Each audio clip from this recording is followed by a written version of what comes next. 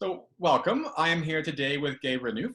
Gay has been running on the local scene here for 36 years and been coaching in Regina for 15 years. And most of you, if you're runners, will recognize Gay from either she's coached you, you've run with her, you've run against her, or you just see her when you're out on the Wascana trails. She's a constant person out there on the running trails when we go out each and kind of every single day. So, welcome, Gay. Thank you. We'll start with getting you to tell us a little bit about yourself and kind of your relationship with running. How did you get started and what does running look like for you? Well, I think you mentioned that I started 36 years ago, and the way I got started was I was in a different sport. So I used to do judo, and it's a weight class sport, and I wanted to control my weight. So running was the way that I chose. And then slowly I began to realize, hey, I like this running thing a lot more than I like the judo. So I love everything about running. You know, I don't need to be motivated to get out the door. It's like, that's what I most want to do. Cool. In that transition from judo to running, what would you say was kind of some of the big differences between the two? And are there any similarities, I guess? Well, I used to compete in judo too, and it was just terrifying. Like before a competition, I would be so nervous that sometimes I would throw up, and I would imagine, like a yellow belt beating me, and I would be humiliated, or someone would do something and I'd be lying on the mat with a broken neck or a broken arm or something like that. And, so there was always this honest fear about judo. And then when I think of running races, before a running race, and people will say to me, "Oh, I'm nervous." And I'm thinking, this is nothing. And because in a running race, like, you pretty much know you're going to finish, what time you're going to finish within, 5 or 10 minutes. And it's just like, I love being at a race and feeling the vibe of the crowd beforehand. And it's exciting to me. So competition wise, they're quite different. I guess what's the same about them is that you get out what you put into it. So they're both sports where, you work hard, then you will succeed. A lot less bruises probably in running as well. Far less bruises. I do think I agree with you. It's the idea of you get kind of out what you put in. They're both very almost individual in a sense, yet still collectively, your judo or running, you're working with other people. So I do think that it really is onus kind of falls on us as runners to put in that work. So I love that sentiment of them being similar in that sort of way. I think too, like if you go through running in school, people will tell you it's an individual sport, but I don't know if there are any sports where athletes really bind together like they do for running. And, like they just, runners on a team just really feel for one another. And, when you're doing your easy run, like you talk about things that you wouldn't normally talk about ever. And there's this sense of intimacy, and there are no filters when you're running, and you get to know your running mates, much better than any other kind of social aspect.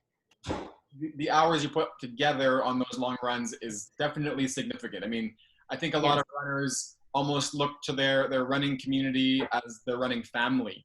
And it's people that you just get so in tune with, that you care so much. And even those who show up from race to race to race, it doesn't mean they have to necessarily train together all the time, but we kind of reconnect every year, either it's through the Queen City Marathon or through all of the little races that happen around our city and our province.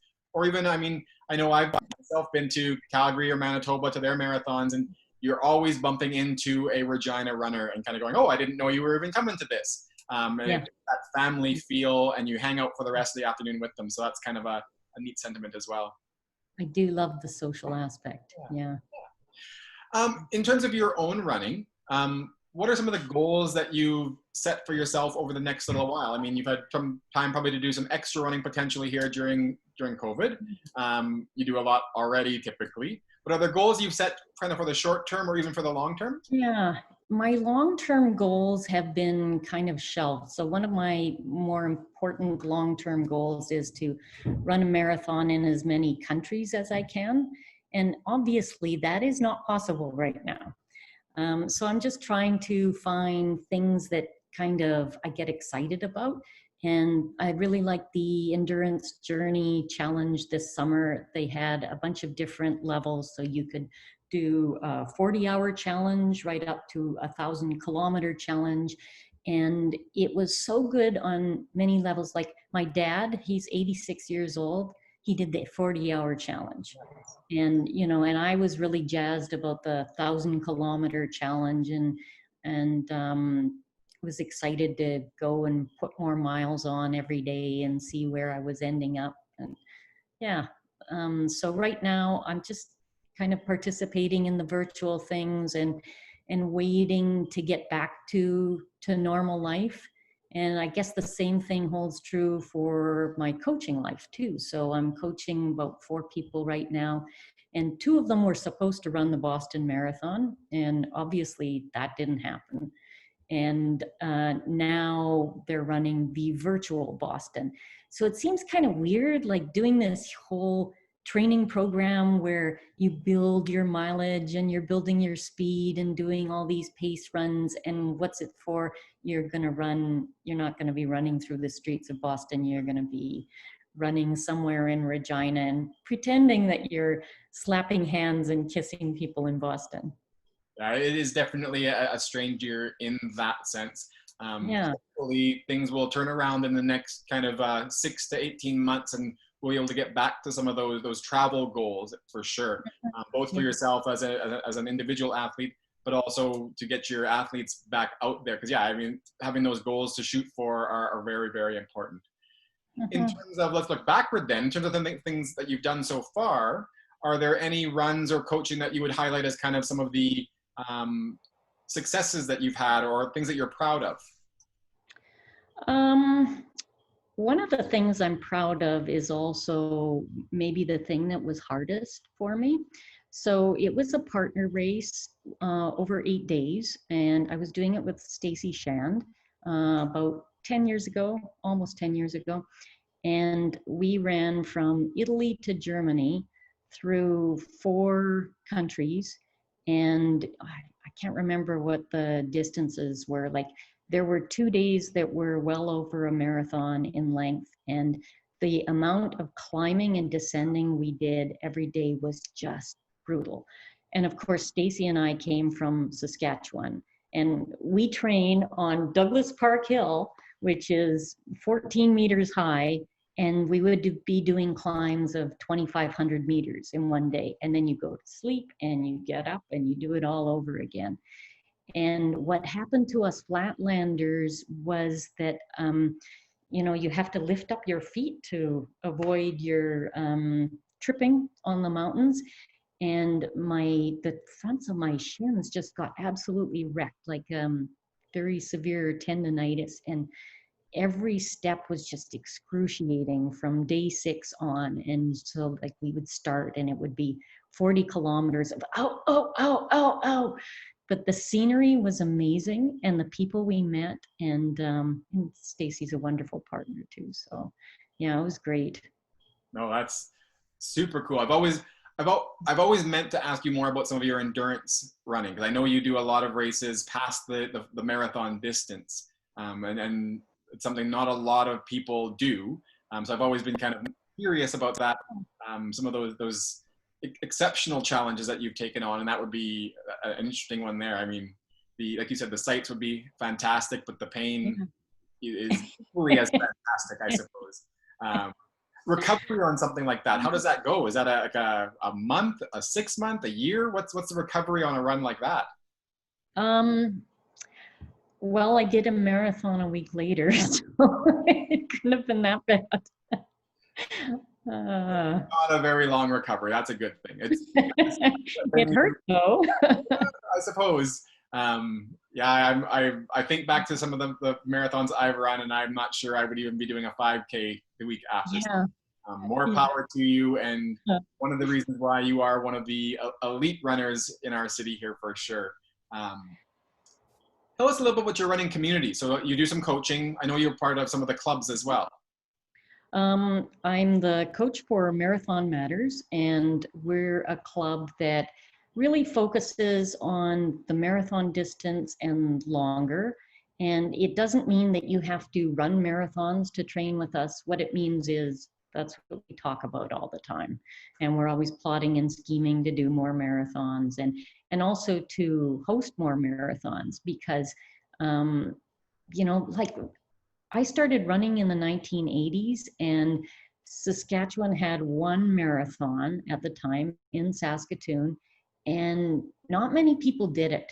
Like I think maybe 50 people might have done the full and another 50 doing the half. And it wasn't the big party that QCM is that gets the whole city involved. And, so things were quite different back then. And so at some point we just wanted to promote and have more, more casual marathons. And so that's one of the reasons that the club exists. So we hold a marathon in January every year. And, if it's minus 35, doesn't matter. We still try and do it. And no, that's super, super cool. And I know myself, not typically running marathon distances, but liking shorter, 5 and 10. I do see you guys out there, and I do really try to pay attention about what's happening with all the clubs. So I do appreciate that the work you guys are doing, and specifically your desire to push that marathon distance.